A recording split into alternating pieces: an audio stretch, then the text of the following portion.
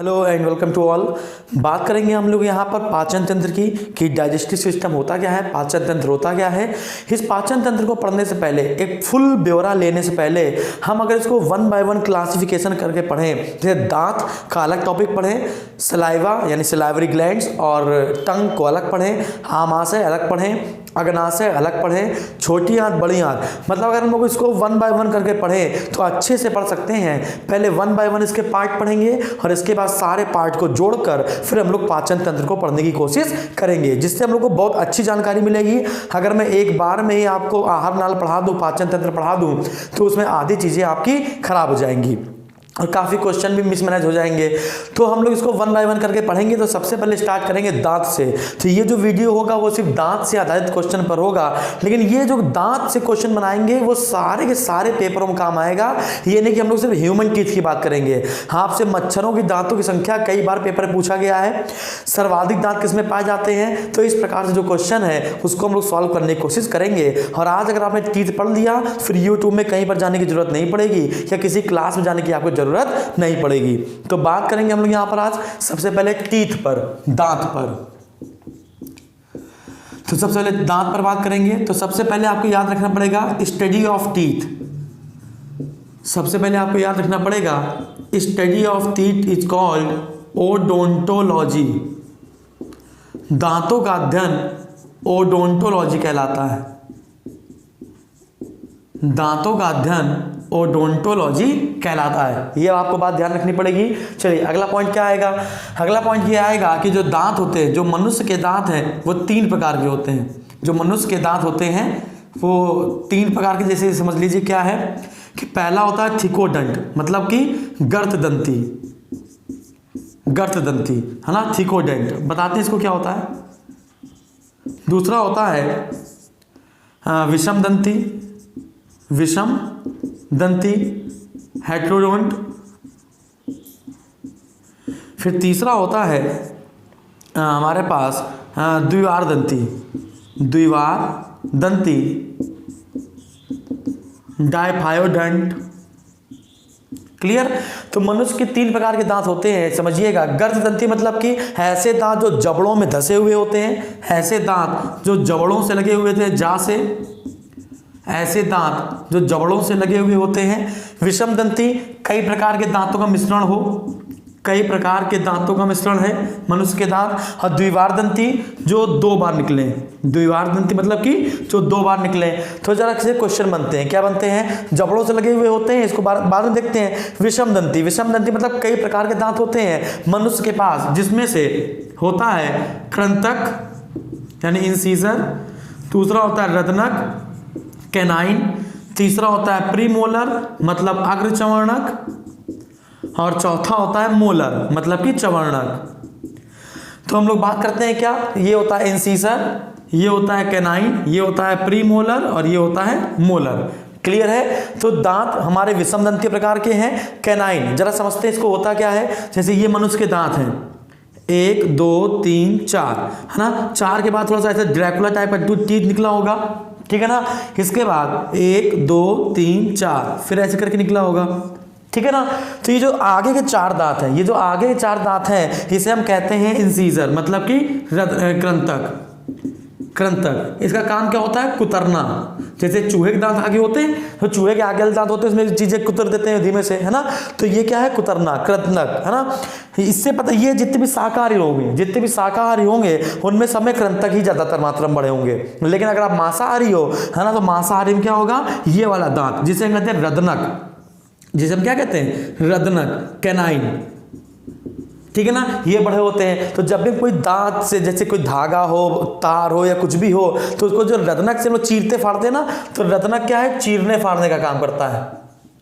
रदनक क्या होता है भैया, चीरने फाड़ने का काम करता है, ठीक है ना। जो आगे के दांत होते हैं, जबड़े के अंदर आगे वाले दांत होते हैं, उसे हम प्री मोलर कहते हैं, और जो पीछे के दांत होते हैं उसी को हम मोलर कहते हैं। इतने में बात समझ में आई।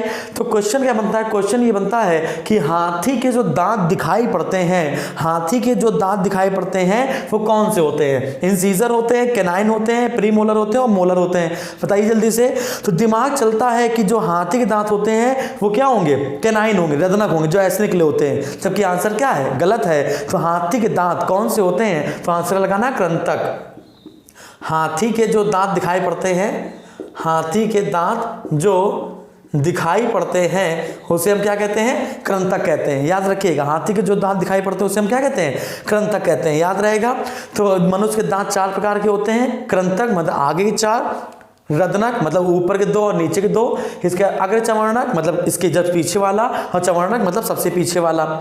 तो इतनी बात आपको समझ में आई। तो अब क्वेश्चन ये बनता है, कृंतक कितने हैं, रदनक कितने हैं, अग्र चवर्णक कितने हैं और चवर्णक कितने हैं। एक सूत्र होता है क्या, 42-46। क्या होता है, 42-46 एक जबड़े के, incisor, canine, premolar and molar. ठीक है। तो एक जबड़े में क्या होगा, 42-46। इंसीजर कितने हैं, 4। एक जबड़े में ऊपर वाले में 4 हैं, तो नीचे भी 4 होंगे, मैं टोटल 8 हो जाएंगे। मैं एक जबड़ों की बात कर रहा हूं।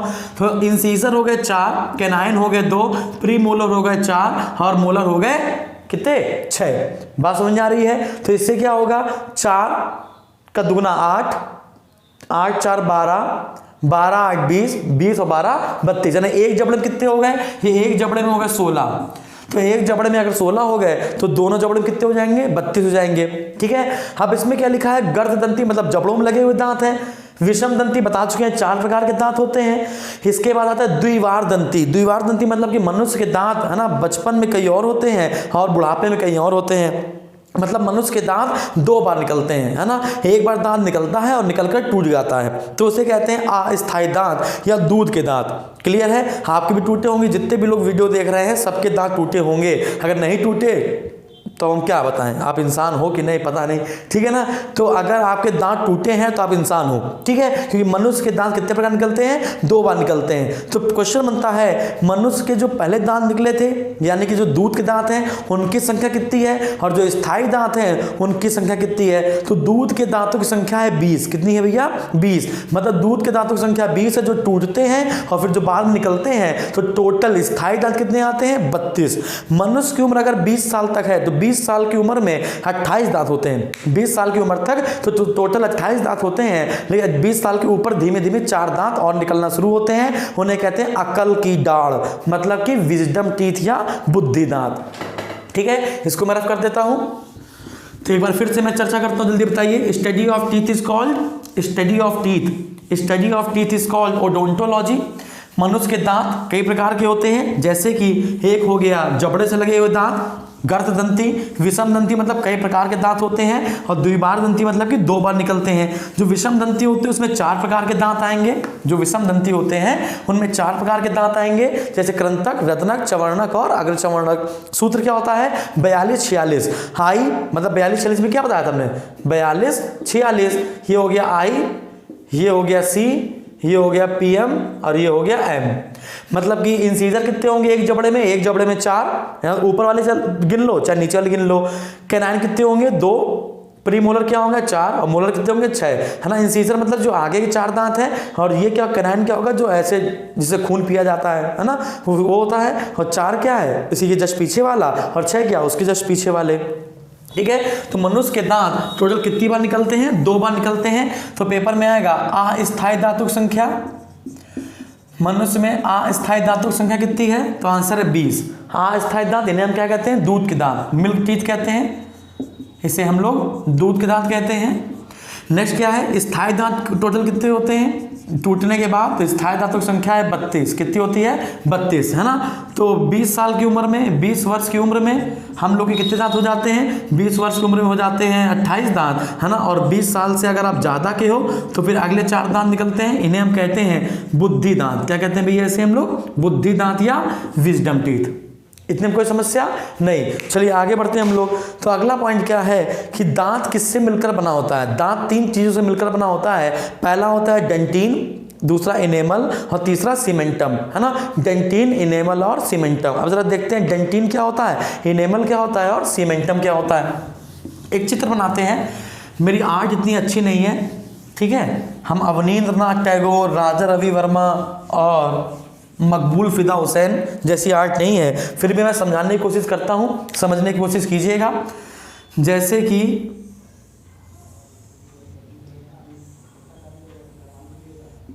ठीक है ना,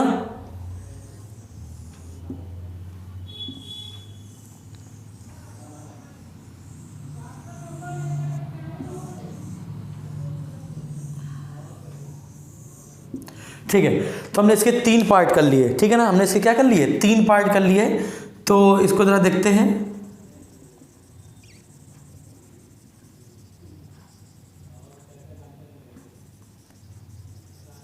ठीक है, तो ये जो ऊपर वाला भाग दिख रहा है, ये देखो, ये वाला पार्ट दिखेगा नहीं आपको, ठीक है ना, ये तो मसूड़ूम लगा होगा। तो ये जो ऊपर वाला पार्ट दिख रहा है इसे कहते हैं इनेमल। जो ऊपर वाला पार्ट दिख रहा है, जो दांत दिखाई पड़ रहा है आपको, उसे हम कहते हैं इनेमल, ठीक है ना। तो दूसरा वाला पार्ट है, इसे कहते हैं डेंटिन। इसे क्या कहते हैं, डेंटिन। इसके अंदर जो, अगर इसके अंदर देखा जाए, अगर हम लोग इसके अंदर वाला पार्ट देखें, ये वाला पार्ट, अगर हम लोग ये वाला पार्ट देखें, तो डेंटिन के नीचे ये वाला पार्ट से कहते हैं पल्प। क्या कहते हैं इसे, पल्प, मतलब पल्प भरा हुआ होता है इसके अंदर। और इसी से क्या निकली होती हैं, इसी से निकली होती है नर्व्स।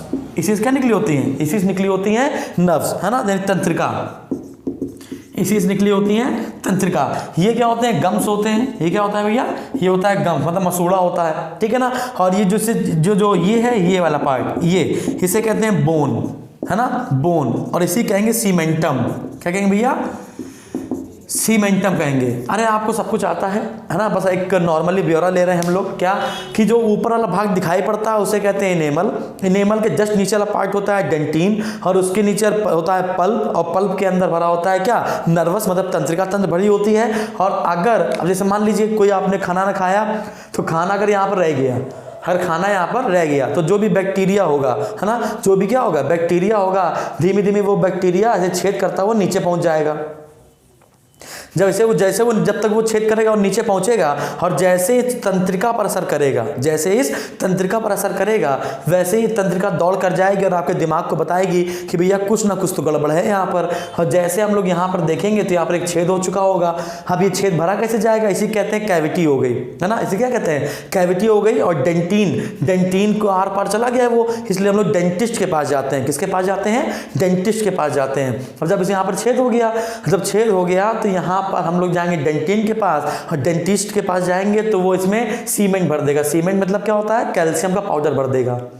तो इसमें जब वो कैल्शियम का पाउडर भर देगा तो वो पाउडर बहुत ज़्यादा दिन तक नहीं टिकता है। तो हम लोग क्या करते हैं, इसी के जो आपके दांत का आकार है, इसी के आकार का एक हम लोग टोपी बनाते हैं, मतलब कैप बनाते हैं, है ना। और कैप बनाने के बाद इसी के ऊपर हम लोग इसको चढ़ा देते हैं, ठीक है। फिर लोग जो भी खाना खाएंगे वो इसके अंदर नहीं जाएगा और हमें परेशानी नहीं होगी, दर्द नहीं महसूस होगा, है ना। इसे कहते हैं आरसीटी, रूट कैनाल ट्रीटमेंट। क्या कहते हैं इसे, आरसीटी, रूट कैनाल ट्रीटमेंट। जिसने करवाया होगा उसको बहुत अच्छे से पता चल रहा होगा।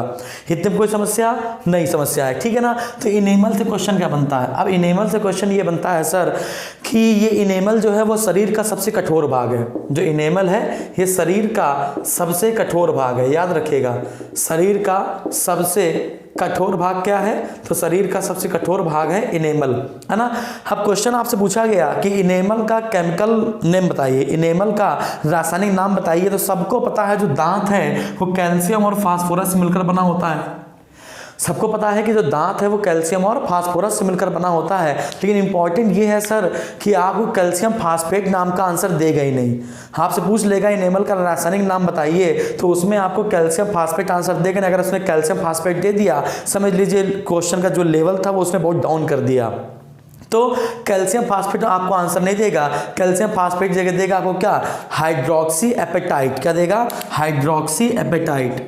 क्या देगा, हाइड्रोक्सी एपेटाइट, याद रखिएगा, है ना। तो आपसे जब भी इनेमल का रासायनिक नाम पूछेगा तो आपसे वो हाइड्रोक्सी एपेटाइट नाम का आंसर देगा। और कैल्शियम फास्फोरस अगर दे दिया तो बहुत अच्छी बात है, तो उसमें कैल्शियम फास्फेट लगा देना। और कैल्शियम फास्फेट को हम क्या कहेंगे, हाइड्रोक्सी एपेटाइट कहेंगे।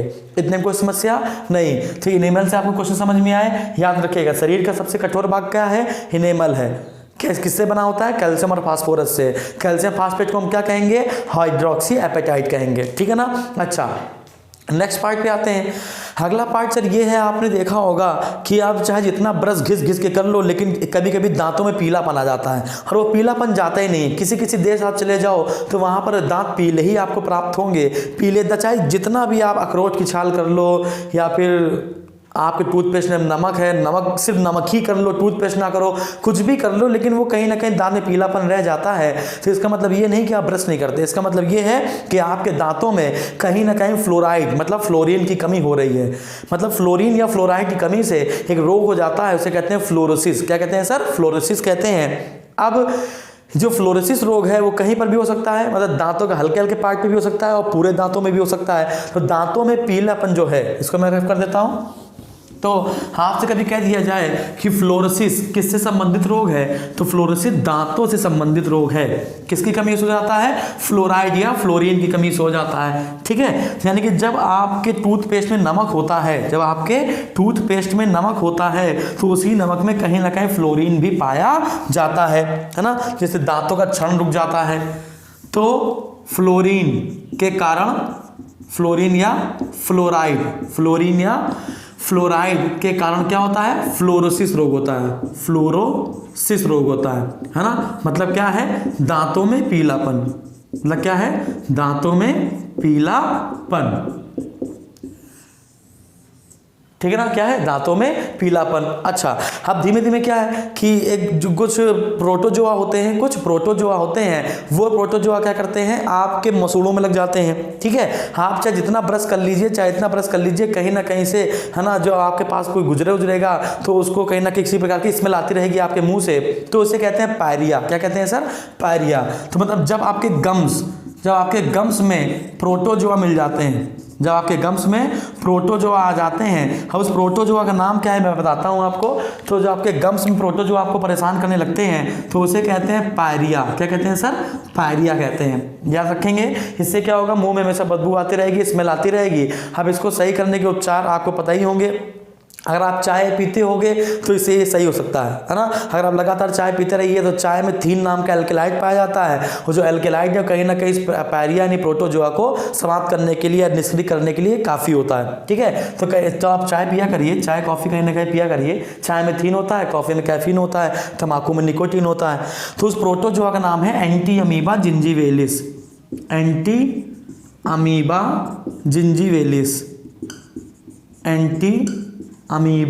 जिंजीवेलिस है ना। तो इस एंटी अमीबा जिंजीवेलिस से क्या हो जाता है? मनुष्य के अंदर पायरिया हो जाता है, जिससे परेशानी किसको होती है? गम्स या मसूड़ों को होती है। दांतों में पीलेपन का कारण क्या है? रोग कौन सा है? फ्लोरोसिस रोग है।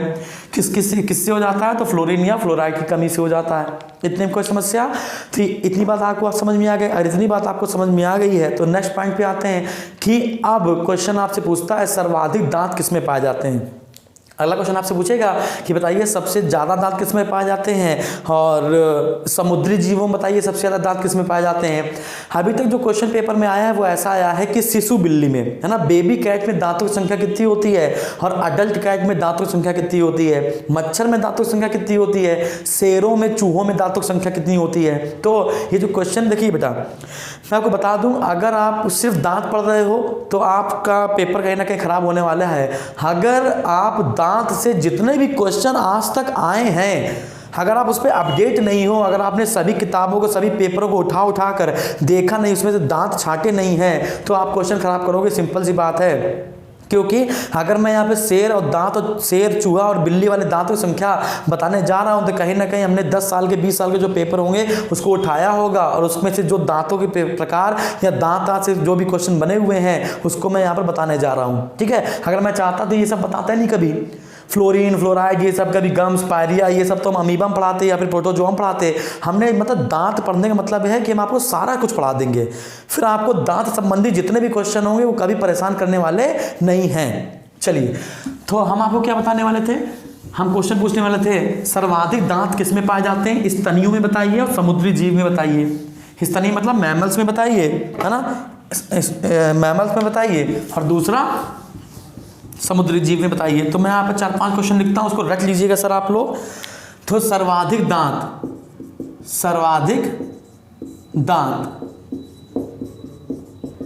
स्तनियों में यानी मैमल्स में किसमें पाए जाते हैं, और समुद्री जीव में बताइए।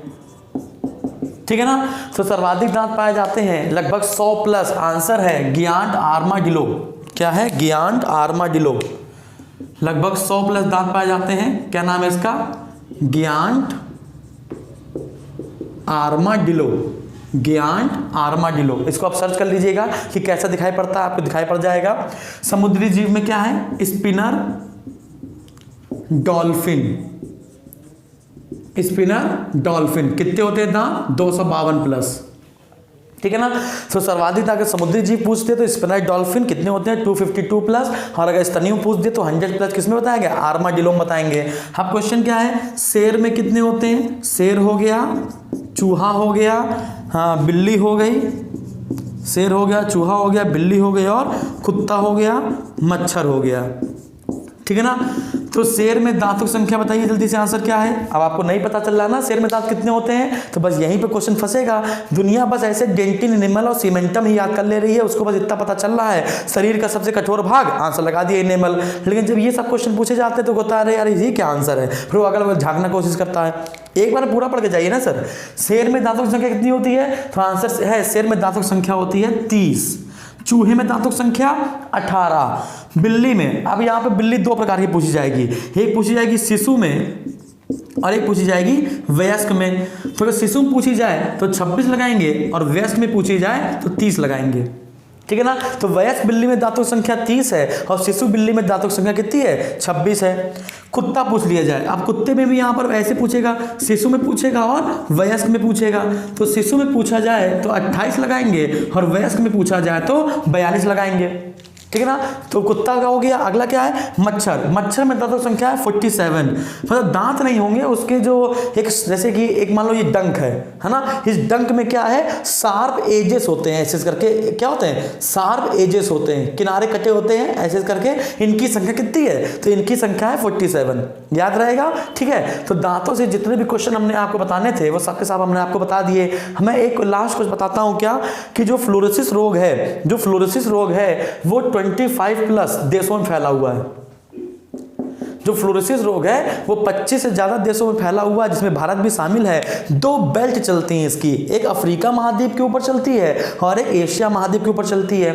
जो अफ्रीका महाद्वीप में फ्लोराइड बेल्ट चलती है, फ्लोरोसिस बेल्ट चलती है, उसको हम कहते हैं क्या, सीरिया, जॉर्डन, अल्जीरिया, है ना। क्या हो गया, सीरिया हो गया, जॉर्डन हो गया, अल्जीरिया हो गया, मिस्र हो गया, सूडान हो गया, केन्या हो गया। तो ये सब उसकी बेल्ट हैं, ठीक है ना, अफ्रीका महाद्वीप में। हर एशिया महाद्वीप में बताया जाए तो टर्की, इराक, ऐसे आता है, टर्की, इराक, ईरान, है ना, फिर Afghanistan, Pakistan, India, China, Mongolia, कुछ इस प्रकार से बेल्ट जाती है, ठीक है ना।